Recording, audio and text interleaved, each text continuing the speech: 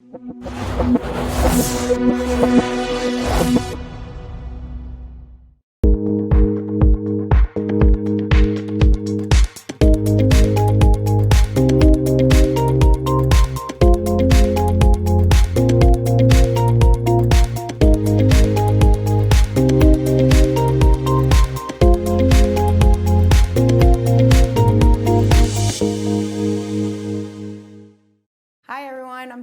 Michael Harrington. I'm really excited to have him here today. He's one of the top producers in the Houston area, on top of top producer in Texas. And the past few years you've been top producer. Well, last year you were top producer in what magazine was it? Top Producer magazine, actually. Awesome. So, yeah, for 2020 I was the top lender chosen by people like you, real estate agents. So awesome, peer awesome. Review, so, yeah. That's it. It's a great thing when your peers review you and give you things. I've noticed that on MLS that now you can review your, because we always wonder like why can't we review if we have a great deal with another agent? Why can't we review each other? Exactly. Because that's something, and it helps you out in the future, right? It does, It gets you. For me, it's gotten me a couple of deals this year, just having done past deals with those people, and it's gotten my clients picked over other clients, right? Because they've done a deal with me and they know how smoothly it went. So it's awesome. So I always like to start my show with telling us a little bit about you personally, your family life, what you do, and what got you into the business. Well, what got me into the business, it's funny when you say family life. My family life was difficult growing up. I had to grow up in 26 different schools. Wow. Yeah, and so my mom always rented wherever we went. We never owned a home. And so when my mentor told me at age 19, I was fresh out of high school, she said to me, "You can buy a house." And I was like, "I can't buy a house. How am I going to buy a house?" And she said, "I will show you how." And at 19 years and 2 months old, I was the first person in 3 generations to buy a house using down payment assistance from the city of Houston, which was $9,500, and then the MCC credit. I closed with $136.10, a check for $130. I didn't even have to get a cashier's check. It was so small. They were like, "Just bring a personal check." And I was 19 years old. I remember when I walked in to the closing, and I said, "Well, where's your mom and dad? Are they coming?" Like the title company just was shocked that I was the only one standing there saying, "I'm ready for my closing." I had a baseball cap. I was ready to move all my very few items into a house.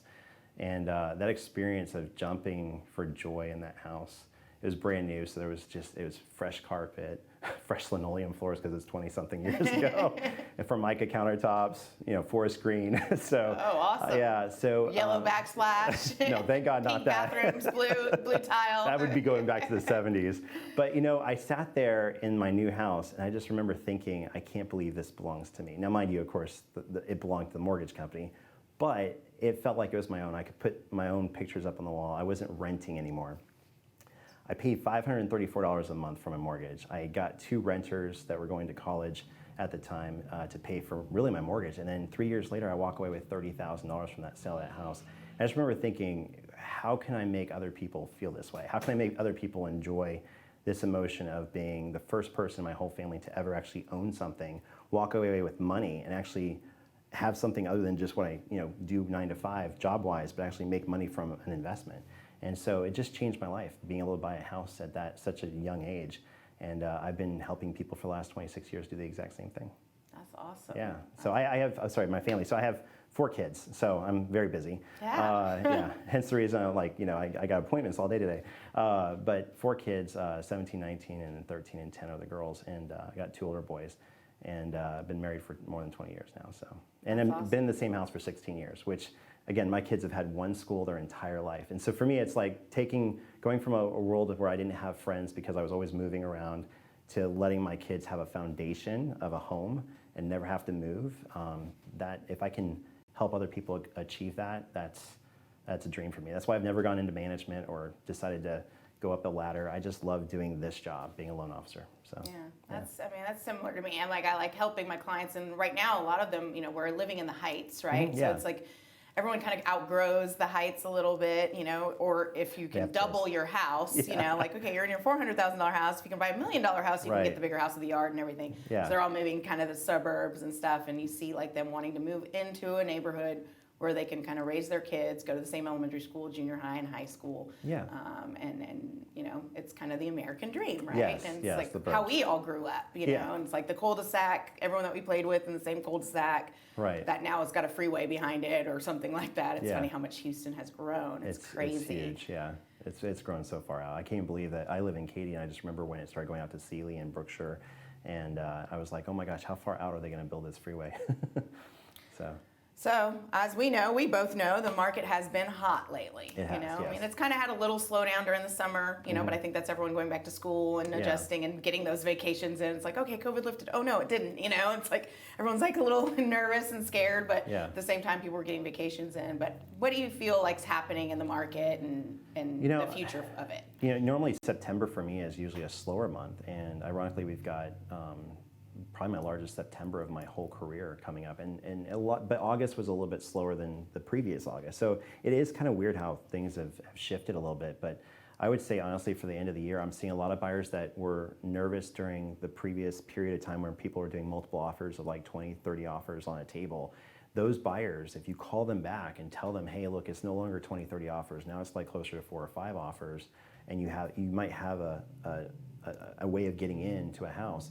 Those buyers are now coming back. So I have a total of 178 approvals from January that just didn't find a house because they weren't willing to go $30,000, $40,000 over list price, or they just wanted to put the brakes on just a second and maybe wait till school started. So now they're all suddenly coming back with contracts. I got a slew of contracts this weekend that were from approvals from 4 or 5 months ago.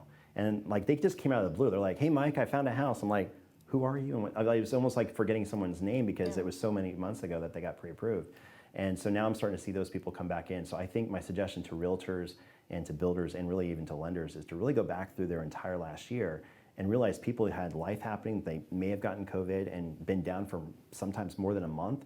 Maybe they had a family member down for more than a month, and they're now just getting back into the hunt for a home. Or discouraged, like you said. I mean, I think there was a lot of people that I called, and they're just kind of like, we're going to put our search on hold. It's just a little bit much. And even for me, I had a hard time actually allowing my clients to put $30,000, $40,000 over. I mean, I'm almost like, let's wait a little bit, just because you also look at resale for them. You know, I don't want y'all put y'all in a position that sets you up for failure in the future. You know, that you're going to be upside down in the house, or we're not going to be able to get that same $30,000, $40,000, because none of us know what the future is going to hold. Or the fact that the appraisal will come in short, and then if you have a short appraisal, then you're having to deal with the seller and the listing agent and all these waiving appraisals and all that kind of stuff. It's been crazy. It has been, yeah. I had a shortage, a big shortage. Like one came in like almost 60,000 below, but it was because the appraisal numbers were so far off. Yeah. And I said, well, let's get out an appraiser again to remeasure and figure out how much square footage this house actually have. And it was actually to our favor that it was smaller than what they listed. But now the people have to go back, poor sellers have to go back and like negotiate their taxes for the past few years they paid on a bigger house. They thought they had a bigger house. Right. It was just kind of a mess, but you know, at least it worked in our favor, you know.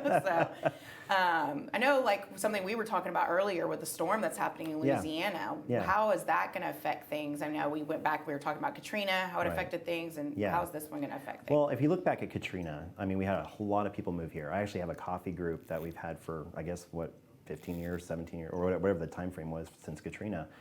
Most of those guys moved to Wood Creek Reserve in Katy, and they came from Katrina. They were implants from moving from the Katrina disaster. And so I think, honestly, we've already seen a lot of people moving here from out of state, like California, Washington, Colorado, other states that were East Coast, such as Connecticut, New York, because of the lockdowns. A lot of people are moving here because they need jobs and they can't work their job wherever they're at location-wise in the U.S.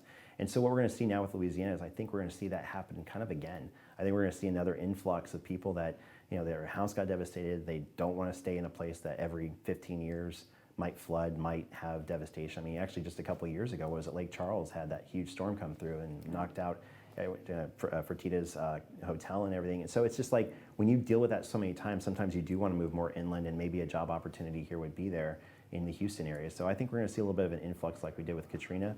Maybe a couple 100,000 people, honestly, from the state of Louisiana might move to Texas, might be Dallas, might be Houston.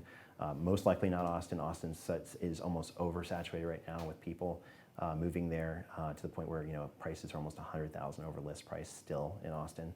There's just not enough inventory there, and there's literally less inventory than there are realtors in Austin right now, like in regards to numbers. So I think Houston's going to be a huge place for people to move from Louisiana, just like has been from the East Coast and West Coast over the last year. So how are programs going these days with people like down payment assistance and things like that? Because I know some of the people that are coming will be coming with nothing and looking for jobs and looking for things like that in a new city. What? Well, I'm seeing more programs open up. For instance, when COVID hit, all the jumbo programs were demolished. Like we literally had jumbo investors say we're not going to be taking any jumbo business towards March and April, and then all of a sudden you saw a certain number of investors start to open those doors back up, and then all of a sudden it was it was 20% down, then it was okay, now we're going to let you do 15% down. Oh, now we'll let you do as little as 10% down in the jumbo range, which is what most of the Heights area and the inner Houston area is in that jumbo range. We're seeing more doctors programs become available. In regards to first-time homebuyer programs, I personally have not seen a lot of those programs become more available in regards to funding, because remember with bond programs, it depends on the funding for those programs from the city or the county programs. And so I think sellers, if they have multiple offers on the table and they're looking at a program, they're not supposed to discriminate against somebody's ability to get a mortgage in regards to credit, age, race, color, et cetera. But they can look at the terms alone, and if they see someone's waiting for a down payment assistance program and they know that requires funding, they can tell their seller, look, it's possible this bond program won't have funding. And so I'm hearing some realtors say, we really don't want to attach down payment to this particular deal because we're going to be in the mix with 5 other offers. Can we try and find another way? Adding to the interest rate can sometimes give a lender credit back to the buyer, and that might be an option for them as well on both FHA and on conventional. Conventional is doing something new September 18th, which has never been done before, and that is they're going to allow for blending credit scores for someone that has a below 620 FICO score versus another co-borrower that has an above 620. They're actually going to let you mix the two scores together, average them together, so that the mix is above 620. So if you've got somebody with a 660 and someone with a 600, and you blend that together in 635, congratulations, you actually might be able to get that one to go through. I'm not supposed to say on camera that it can go through. It's just a possibility. It's the first time. It's the first time Fannie Mae has ever allowed for the blending of 2 borrowers' credit scores. It's always been the lower of the 2 mid scores, which I never thought was a very fair thing. If you got one person making a lot of money, but they happen to have a low FICO, and you got someone making less money and they got the higher FICO, then why can't you blend the 2 scores? We blend the income, we blend the assets. Then you have to do just under one person, but then that just happens to be the one with lower FICO. Yeah. And so it kind of ends up being a mess, and it isn't really fair. No, if someone's coming from a divorce, then maybe the divorce is the reason for the lower FICO score, but they marry somebody that's got a lot of money, higher credit score, then I don't think we shouldn't mix the scores. I feel like mixing the scores, just like we mix income and mix assets, should be something we should be able to do. So this is the first time that they've allowed for that, but the score has to be below 620 for it to be brought up to that mid. So it's the whole purpose is to make sure that 2 people that make good income, just because one person's at 618, they're not going to be able to qualify necessarily for a conventional. Well, now they might be able to. That's cool. That's going to be nice to see that happen. So I guess, I know it's the dreaded thing that people shop you, right? Sure. Because everyone, in general, I can't stop my clients from shopping, and I don't discourage them from shopping. If they've got a high thing, I always give them more than one lender because, we can't just be partial to one. Sure. And then, I like to give them multiple lenders to look at. Mm-hmm. But if they're just shopping online and they're doing all these kind of, sometimes they get these crazy rates online. I'm like, where is this lender? Let's do some research. Am I going to be able to call them? Yeah. What kind of relationship do you have? They're just some computer, that is somewhere in the middle of nowhere, Right. What's your advice or suggestion on that? Well, if from a realtor standpoint, and you're dealing with a buyer that's going to, let's say, an online lender, and then I'll just throw one of the bigger ones out there, like Quicken Loans. The thing I would tell them to do is make sure when they're going to Quicken Loans that they're actually looking at not just the rate, but they're looking at how much they're paying for the rate. Because there's a little carrot on the website that if you click on it, it shows you exactly how many points you pay for that rate that they're quoting. Quicken Loans today is quoting 2.99% on their rate sheet. That was as of today's rates about 2 hours ago. And when you look at that rate, you click on the carrot, you drop it down, and it says they're paying 2 points to get there. Most lenders are not charging any points like that are local for that same exact interest rate. Most lenders, I say most lenders because I can't say like exactly what people are charging. But if they're charging 0 points and Quicken's charging 2 points, then I think that that's obviously a better deal for the client, but also the local lender aspect. So if you're a realtor and you're trying to explain something to your client about the importance of using a local lender, the importance is that what I do with my local clients, for instance today, and also on Sunday. I had an FHA approved buyer. You know how hard it is to get an FHA deal done in Houston right now because of the fact that there's so many other offers on the table. Appraisals and everything Yeah, so else. I called the listing agent at 10 o'clock on Sunday morning between the situations at church. I called them at 10 a.m. and I said, hey, look, I just want to tell you a little bit more about the client, a little bit about more about myself and my company. And I'm going to give you the kind of like the warm fuzzy call that you're not going to get from all the other lenders that are sitting in front of you on the offers that you have. And I'm calling you on a Sunday. I'm available. I'm that lender.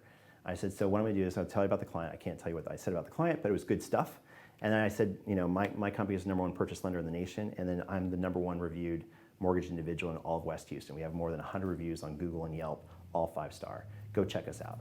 And what that does is it gives the confidence to the listing agent to tell their seller, hey, the lender called me, was proactive. I didn't have to call them and ask them a bunch of questions. They gave me more information about the client than what the promulgated form for the approval letter for Texas shows. And I feel good about this deal. And by them having contact with me, that may have given that buyer a bigger upper shot than a Better.com or Compass Bank or Wells Fargo or Chase, like an approval letter that, you know, the Bank of America might be like some guy in Phoenix that works 9 to 5 Phoenix time. So it's just like being able to call me Central Time, local, you know, actually be able to knock on my door in Katy if they wanted to come and rough me up. Stalk they could. you. Yes, exactly. It gives them that ability to do that. So. Yeah. I think that's, I mean, for me, that's all I like to work with is local lenders. I mean, I think most agents, if they're smart, prefer to work with local agents that I can call on the weekends. It can be like in my car and be like, we just looked at this house. Can you run the numbers? Right. Get me the numbers right away. Let me know, you know, what is it going to cost them? Because we all know, like, I mean, you go to Town Lake, it's different than Copperfield. Even though they're both in Cypress, I mean, it's going to be a drastic payment difference for the same priced house. Yeah. Just because you're going to be paying the mud taxes and all that kind of stuff. You know, instead of talking to your clients, you have to kind of explain that, but they don't really understand. They're just looking at price. And it's like, okay, if you have a lender that you can just call right there. And just with the two, you just mentioned Copperfield and you mentioned Town Lake. I would actually tell them specifics about the taxes in Town Lake, the HOA being higher than Copperfield. Copperfield, the reason why the taxes are lower is because the mud's been paid for the last 18 years. Being specific like that and helping my clients make those decisions, like Copperfield's a great neighborhood, north of 529 all the way to 290. I know exactly where it's located. And I could talk to clients about the fact that most of those homes have been remodeled, so the neighborhood's kept its value up in there. I mean, everything's really nice north of 529 off of Fry. Yeah. So, and I could say as long as you don't go south, you're good. So I can actually be very specific about neighborhoods and areas. And it's like being born and raised in Houston, just kind of like I went to private schools and I went to public schools, so I know people like all over Houston, and you know went to see them in all over Houston, so it made a big difference. Of I know every nook and cranny. I have family in Clear Lake, you know, the Woodlands and Cypress, you know, and Sugarland. So knowing all of Houston, it kind of keeps you familiar with all the new things that are happening in Riverstone and all these areas. So, well, and even age things like you know, a lot of people don't realize that Harris County, Houston, if you're over the age of 65 and those exemptions are there for being over 65, a lot of them are better in Houston City. So people that want to move into the Heights when they get older and they want to get a smaller place, believe it or not, they have a much bigger tax deduction in Houston than they would in Fort Bend or out in the boonies or out in the suburbs. And they're like, I did not know that. I'm like, yeah, you could. I'm like, if you're over 65, you're practically paying hardly any taxes inside city, inside Harris County. And they're like, that's information I would love to know. So that's all great information. Yes. Thanks for sharing everything. Thanks for coming on the show today. Thank Really you for inviting me. it. Really appreciate it. If you want more information, definitely give Michael with Guaranteed Rate a call, Michael Harrington. I know his number and everything are on the bottom of the screen there for you, but just let him know what's the best way to get a hold of you. Yep, absolutely. Thank you. Is that the best way to get a hold of you? Yeah, Email it or did phone say number? it said loan D, but it's just Michael Home Loan without the D.com. So yeah. Awesome. Perfect. Well, correct that and make sure you get that right. Thank you for watching, and we'll be right back with our next guest.